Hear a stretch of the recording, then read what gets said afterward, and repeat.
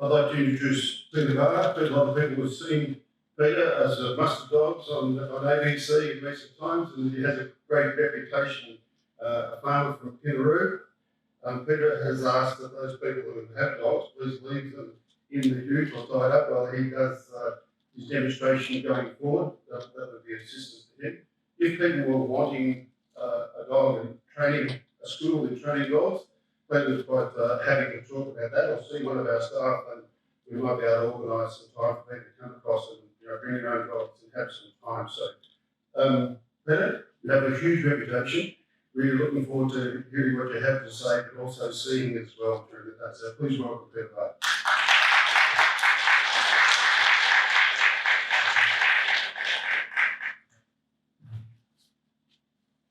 Hello all. Thank you for having me here today, the group. Leandra for getting me to come over. It was very good to be able to do it. So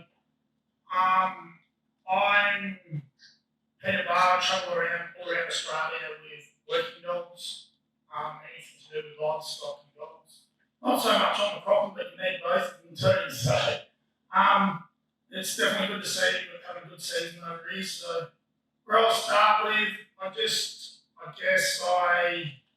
here to talk about what you want to hear with dogs. I'm a lot on travelling around and teaching people how to work their dogs in schools, getting the most they can out of their own working dog, and also I do contract mustering, penning up in shearing sheds, pushing up on crutching trailers, and probably one of my favourites is educating livestock.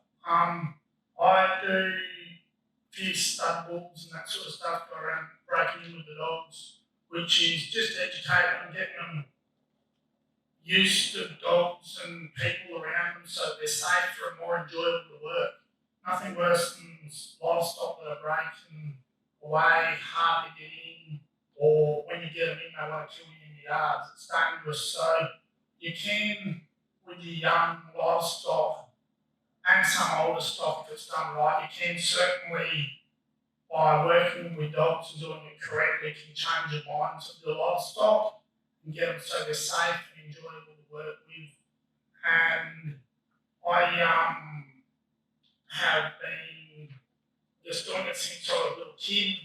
My father was into dogs, and it's just every time after school or whatever, I had a break with school, it was straight down the sheep yards and work with dogs and go away with that for a weekend to a dog trial or educating cattle or whatever he did. So he handed that over to me in 2012. I came out of school in 2010, went on the road as well.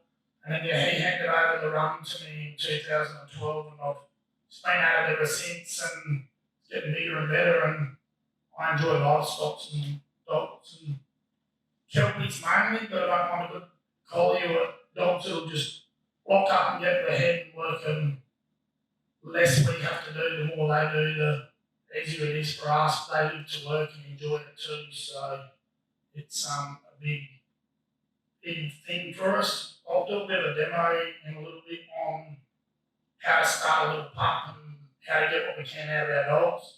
And then we'll do a bit of a talk, question time at the end. So if anyone's got them, keep them, and we'll hopefully ask some questions too. There's big thing with the dogs, I guess, is they've got to be your mate. A working dog's got to be sitting by your side when you can and be your friend, because if you don't get that friendship connection, you can't get a working connection with them, I guess. They're so enjoyable and so fun to be around, and I guess I was lucky enough that when I come out and got into the dog world, that I had people like Neil McDonald, my father, Kelvin Twisted Barr, and others, there's Matt Webb down at Casterton, Greg Prince was up in Dubbo, but people like that I've been and done their schools and learnt so much off of them. And my sport become yard dog trialling, and with that, yes, it is our fun and our sport at the end of the day, but we're still based on the working environment, getting the most we can out of our dogs for work and That's how we want it. A bit of contract goat mustering out the scrub, getting feral billies out the scrub and that, where you can't get anywhere in that mallee scrub, and you've got to rely on the dog to do it all for you. So the more you've got to rely on them, the better they get. And it all starts in a small yard where we get our little pups to understand us and work with us. They learn no wrong, and all learn to just get along and be a part of us. And then it steps up bigger situations to, in the end, we can then ask the dog to hopefully do what we want it to do, and they're very good and enjoyable. So we'll do a bit of a demo. We just got a couple of older dogs there and a little pup to do a demo on some trainer sheep that I brought over. So, and then we'll do some question time, and I hope you all enjoy it. And thank you very much for having me over. We'll wander out and go to demos.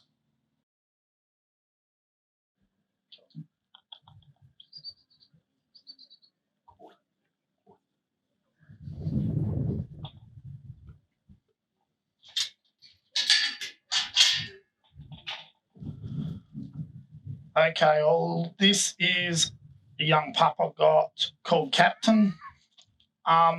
He is 5 months old.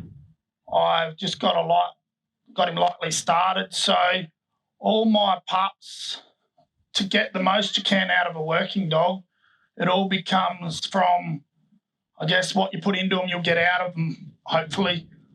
With that, if you put them in a smaller yard, this is rough, or this is about ideal size for me with a little pup, you can generally get there and fix the problem.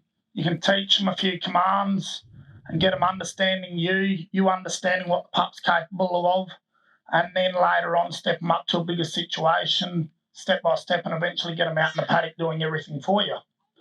But a lot of us go and get a little pup, let it go out in the paddock and wonder why it doesn't do it right, and the pup's no good. So biggest thing is just commitment and make sure that it's enjoyable and fun. I've got a stick, or generally a little plastic garden rake, just for a block for the little pup, not to hurt him. It's got to be also, hey, won't hurt. It's got to be also a good thing for a pup too, not always a bad thing. All the stick is an extension to your arm if you've got short arms like me. Or let him go. Biggest thing on a little pup is positioning when you let it go. If I let a little pup go here now like that, I will let him go and I'm in control of him from the start, from when he leaves me. But if I let the little pup go when he's there like that, thank you, pup, he's going to go to work for himself. And if a pup goes to work for himself, he's not got me in his mind. If he hadn't got me in his mind, he's not going to listen to me, generally. So if I can just get a good little connection, that's the biggest thing with our dogs, is connection. They are our mate, our friend.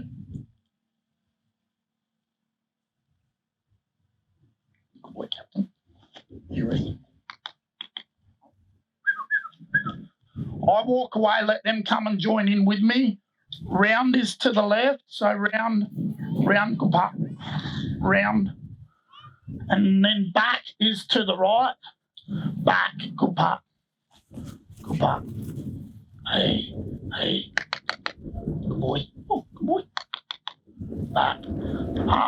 So they're the two main things, just getting our dogs blocking up and letting him get around his stock so that he learns to bring him to us.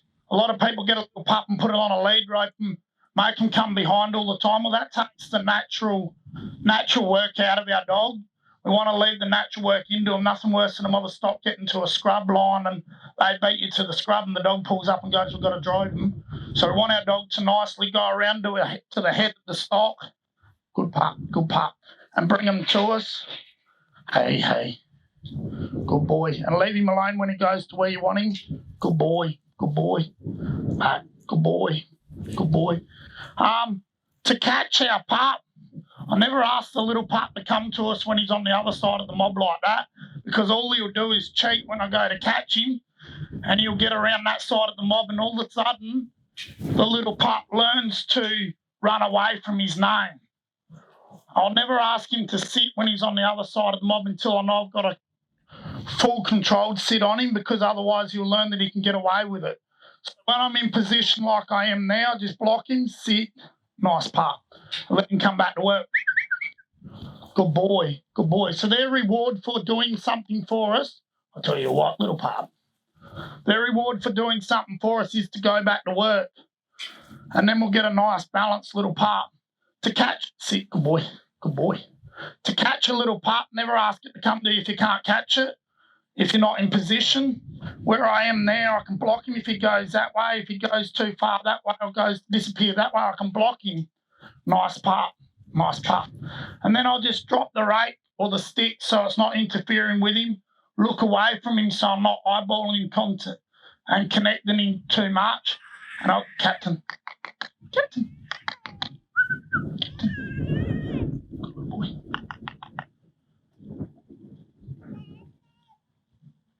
I haven't got him coming to his name off a stop yet, but he's only a baby. I'm pretty happy with that for a little session. Good little boy.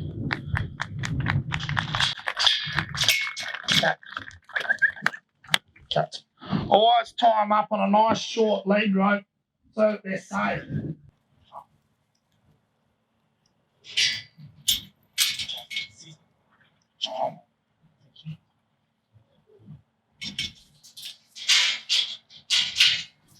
Charm is about 6 years of age at the moment. She's a dog that I've got second in the South Australian Championships with last year. I've got about 26th in the Australian Championships with her 2 years ago. And I've got 11th with another dog that I had at the time as well. So if your dog's brought up right, you should be able to ask them what to do generally. So pull her around behind me, I'll say, come, chum, come. Sit, sit, sit, chum. And if your dog's brought up right, it should be all by voice at the end, sit, chum. If you get it by voice, that should be the only way you should have to bomb a dog. If you do it right. Chum, chum, chum, sit, chum, sit, chum, sit, chum. And that's when that voice comes into it. So I got her as an older, experienced sit dog. These two here.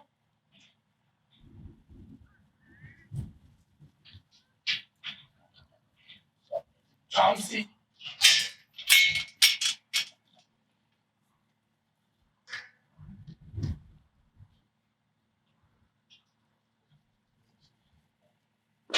Music. Music.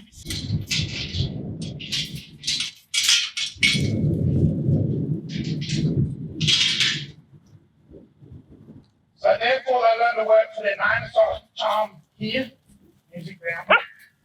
Sit, sit, music here, chum, chum. Steady, steady, sit, girls.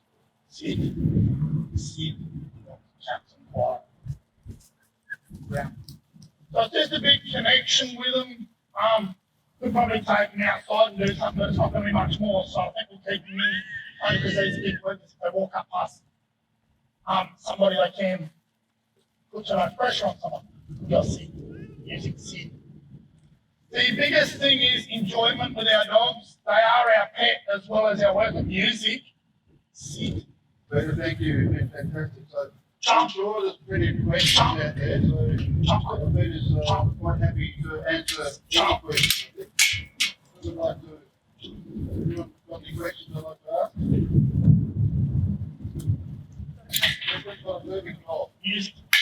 Music. Music. Very silly question, but I'm not afraid of a silly question. Peter, I was asking you last week, I've got a little pup, can't get her to stay, she chases the ute all the time. Yeah, okay. It all starts as you just got to find a way to outsmart your dog. To be the one to, if your dog's running off after a vehicle or something, generally you don't want to be the one warning the dog because then it doesn't want to come back to you either. So if you set somebody else up to drive off, and when the dog chases the vehicle, they get out and put a heap of pressure around their vehicle and make it uncomfortable for the pup to want to chase the vehicle, and you reward it and give her a pat when it comes back to you. Therefore, they learn not to chase the vehicle. But all it starts is the little pup sees the vehicle go past and it goes, woof. Then it sees another vehicle go past and it goes, woof, woof. And they think, oh, we're getting away from it. It's going away from us. It's getting scared of us. In the end, the dog with the chain go, woof, woof, woof, woof. And the vehicle's going past. And they just, all of a sudden, there's no chain on the dog comes out and that's when the dog gets ran over. But it all starts, it's the little things early. So if we can pick up when something little's happening with a little pup and it looks at that vehicle, and it might be smaller than that little pup there, and it just looks at the vehicle driving past, just say its name, Jackson. And when he looks at you, reward him and let him be. So that way you draw their focus off of that thing all from the start. Any other questions where we behind you?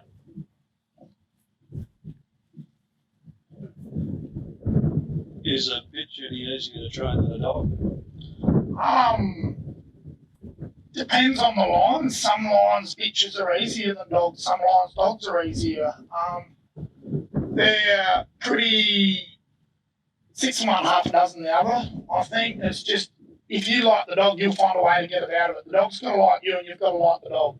If you don't like it, you might as well find somebody who does like it and get something that you do like, because that is the biggest secret to having our dogs correct and enjoyable to work with.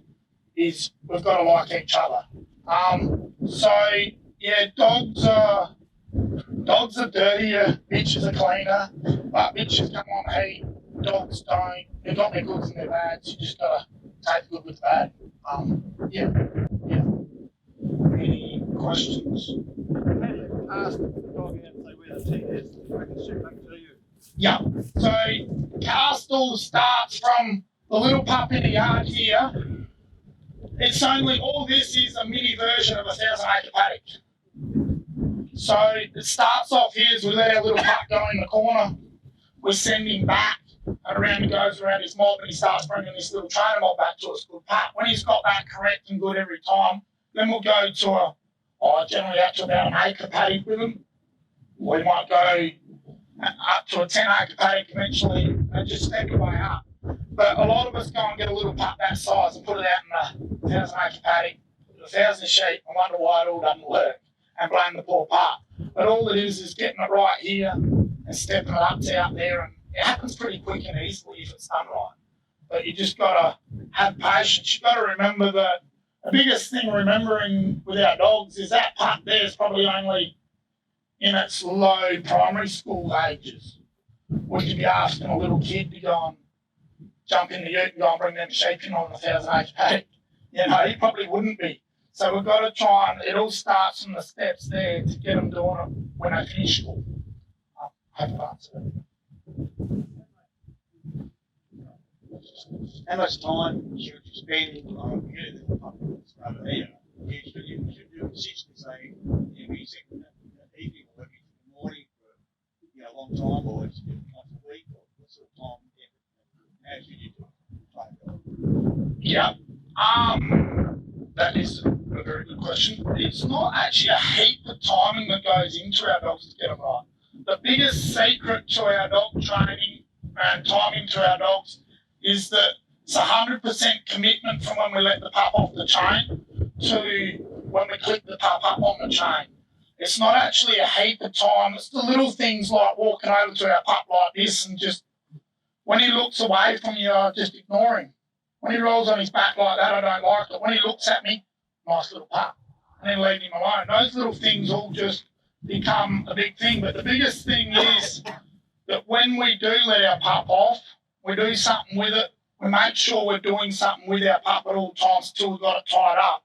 A lot of us go and let a little pup off. The phone rings. We pick the phone up. We have a conversation on the phone. We'll just go in and get a coffee. And we'll go and do that, have the coffee, come back out. Let's just kill the pet lamb or the chooks. That's because it wasn't supervised. So from when I let the little pup off, I'll play around with it, good little pup. We'll do something with it, something fun and good. It might not learn anything in that session, but we'll keep it sharp, or we might teach it to sit or something that we want to, whatever it is. Play around with it. They don't have to learn something new every time, but just as long as they're getting something done with them, don't put them on the chain and forget about them. You do have to still put a little bit of time in. Cart them around is a big thing. Sometimes even just might be going to town just to grab something, grab a parcel or something. Or put the dog on the ute, or let him off, give him a wee and a poo, put him on the ute, take him to town, bring him home, put him away. He's had an outing for the day. It's not a heap, but he's had something to do. Those little things all just keep him sharp. But to get a dog like this, it ain't spending all day, every day with it. Yes, they do. They live on the truck with me, and we're on the road probably 8 to 10 months of the year I'm on the road. So they are spending a lot of time with me, but it's not a heap of training time that goes into them. It's just keeping them sharp and enjoying them and letting them enjoy you. Yeah.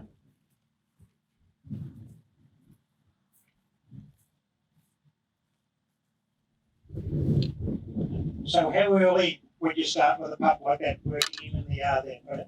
Yep. Okay, so little pup at sort of 6 weeks old, you can put in a little yard, providing your trainers are safe and educated that they're not going to come and pick on your little pup. You can put it in there and walk around them. Sometimes I will put an older dog in there with your pup and walk around it. And when the older dog switches on, the pup might switch on with it. If the pup's just chasing the older dog around, get your older dog out and lead him out of it. If he's starting to switch on and go all right, well then pull the older dog out as well. Everybody thinks the dog learns off of the older dog, but all the dog learns is the bad habits off of the older dog. The older dog learns to pick on it and it doesn't want to be there, so it's all a big one-on-one thing with them when I go in there. 99% of my training is one-on-one. Connection, have fun with them. You can start them from 6 weeks of age in there if you want to play around with them. Just keep it safe, make sure that you protect them, that they don't get knocked over by a sheep or something. And all of a sudden, a dog by that age at 5 months really is going to the next level that they can get out around a mob in an acre paddock, nearly up to a 10-acre paddock if it's half controlled too. Yeah.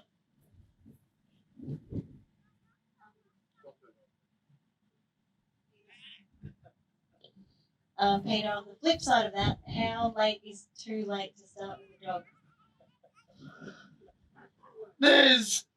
It depends on what the dogs have done with it. Every dog's different. Some dogs won't even start till they're 12 months. We're trying to not breed from them ones and trying to breed from the little low, early starting pups so that by the time they get to 12 months of age, we've actually got a dog that we can half do a job with.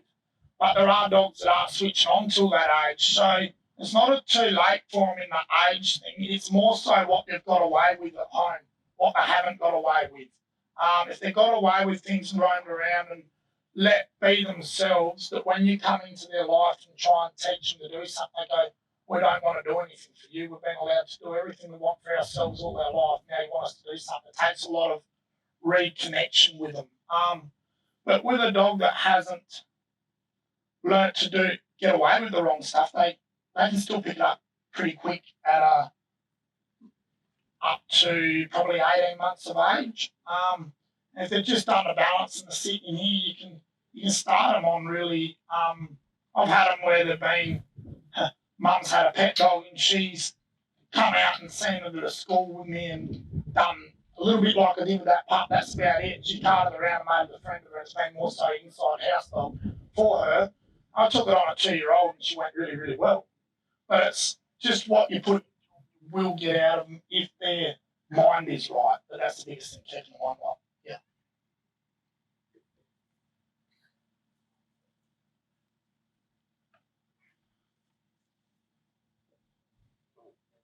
Have you seen more of a recognition on how to work a dog right after the show as opposed to prior to the show? The TV show. TV show. Yeah. Well, I guess from being the judge on muster dogs, it's been a pretty big thing. That group of people that were in on that, I have done a bit with previously with all of them. They've all done one of my schools. That we're all a group that we do know each other a little bit of too. But I definitely found on that show the dogs certainly need opportunity too. That is a big thing that I haven't said. They don't need to be doing lots, but they do need to get opportunity at times. So if you've got a pup that's only ever been in here and not getting the opportunity out there.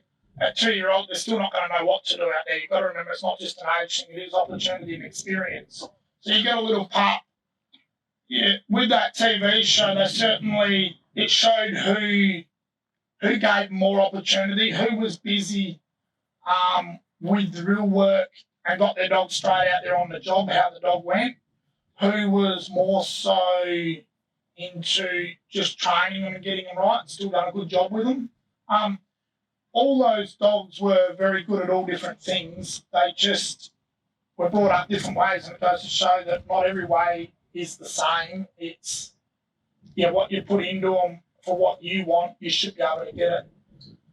I work on a big thing of working on the opposites of a dog.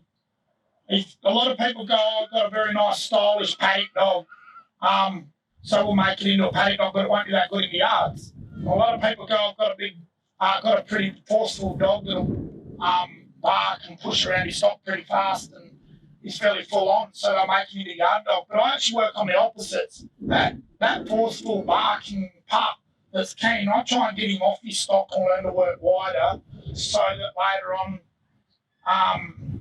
you've got a dog that'll do everything. And the dog that's outside, and calm, I try and get him in, get him back in a bark and having fun inside and rev him up a bit too. So there's nothing worse than just having a dog that do half the job for you. You want your dogs that a whole lot will step up in the shed and fill that race, fill the catching pens and do that, but they'll also be the dog that'll go out and cast around his stock and bring them in out in the paddock too. But it's just, biggest thing is enjoyment and make a friend of them. Yeah. Can you teach any dog to back, or is it more of a natural thing? Or how do you go about teaching a dog to back shoot? Yeah, I put them in a race and just lift them up on their backs. That is probably one thing that I will allow another dog in there with them to get a bit of bark and excitement on them. The biggest thing is having fun with them, but I haven't had a dog that I've had through my life that I haven't. Mind you, I'm all focused on a similar sort of life, but I haven't had one that I haven't been able to teach to back. It's just the biggest thing is praising, enjoyment with it, get them up there, shake a few heads and let them nibble at a couple of ears and bark at it and have fun, and then let them find their way back to the ground and feel that it's safe. Do that a few times, and then all of a sudden in work, you put them in a yard, you pen it up at shearing time or something, you send them into a tighter pen, and the other dogs get up and go away from them around the pen, the other two main dogs, 2 dogs and a pup, so I'll start with in a shed, and I'll go up around there, and all of a sudden the pup starts and away it goes. But you haven't found one that I can't teach. It's just you'll have some that are harder to teach, and some that are easier to teach, some that will teach themselves. But what you put in, you should be able to get. Yeah.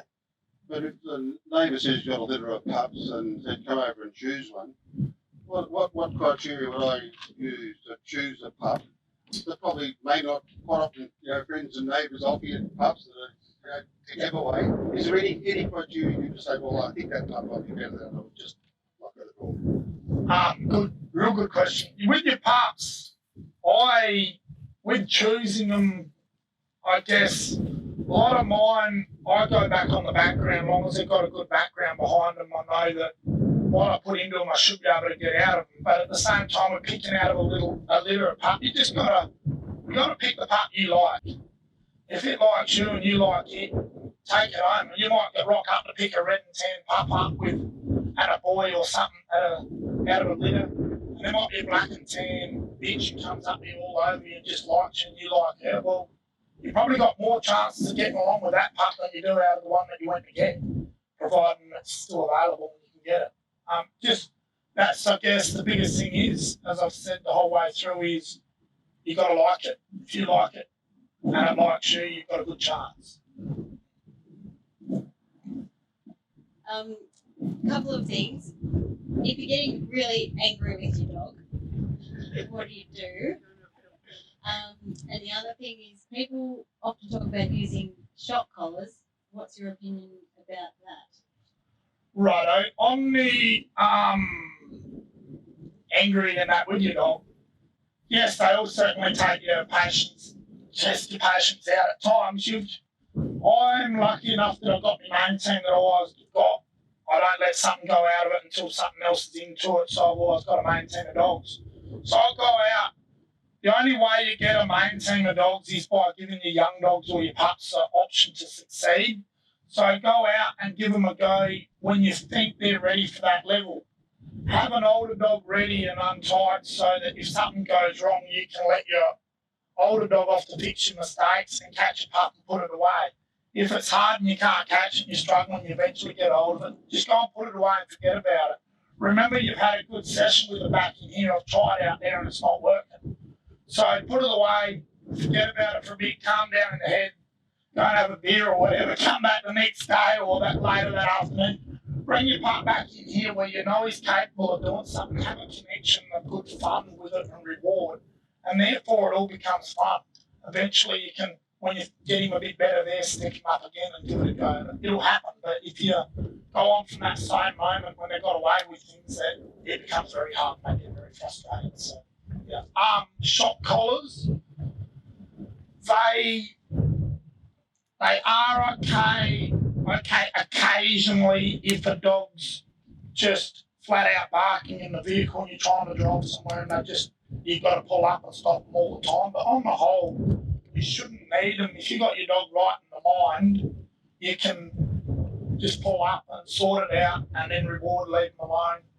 But there is certainly nothing wrong with them occasionally when you're travelling somewhere and you pulled up and you want to go to bed or something, and that pup's starting 24/7 and you do have to have something on the next day and you don't want to be putting up with it all night. But try to, if you do use it, try to put it away and not use it as much as you can. But I only believe in the ones that will do it when they do it themselves, no control. So it only does it for barking.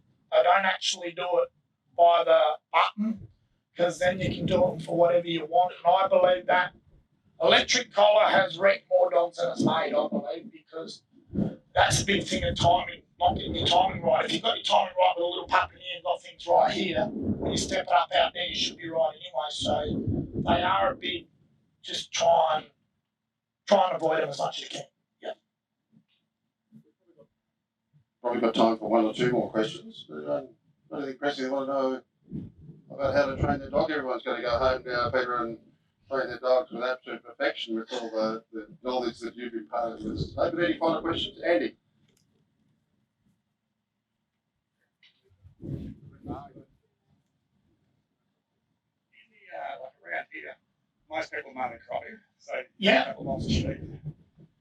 So how do you still got to take with you? You have a toolbox in the back instead of a dog. Yeah, that is the biggest thing. They don't need a heap of work. You've only got a few sheep and you're mainly cropping, which is plenty of us that are. That is totally fine. But some people even have that little dog that's not even a sheepdog they cart around on the tractor with them and they're the pet. You know, why not have your working dog that does that, but you can still go and have a play around with them with their stock? That's how your A-grade dogs become A-grade dogs. It's not so much the working. Well, yes, you still got to put the work into them. They've got to have the experience to get to the top. But the biggest thing is that carting them around and that friendship. If you've got an opportunity to take a dog with you and it's a cooler day, well, in the harvest and he's been sitting at home a bit, well, take him for a ride. If you know you're going to be going out and doing something and coming back home shortly, well, take him for the opportunity. It might just be an outing for them, but at least it keeps their mind busy and connected with yourself rather than their own thing and starting to lose contact with you. That's the biggest thing. Keep that connection with them and enjoy it. Yeah. One last question. Come along. One more thing, sorry. Fiona.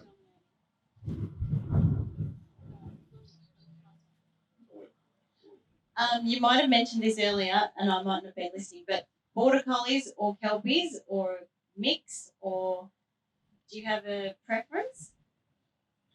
Yeah, I've actually got a border collie that's retired at home at the moment.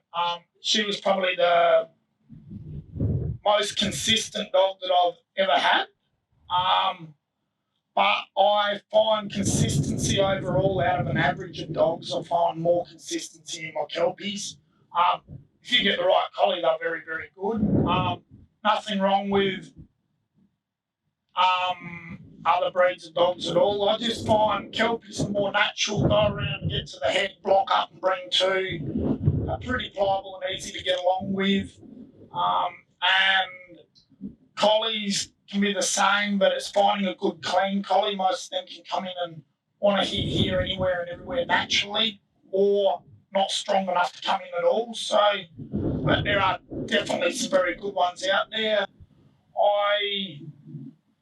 I'm not a big healer fan when it comes to livestock, because healers tend to come in here and want to hit that hill. That's what they're bred for. But when we're trying to educate, get our livestock correct and safe to work with, I find that you don't want a dog there at all. So that's where it's safety first.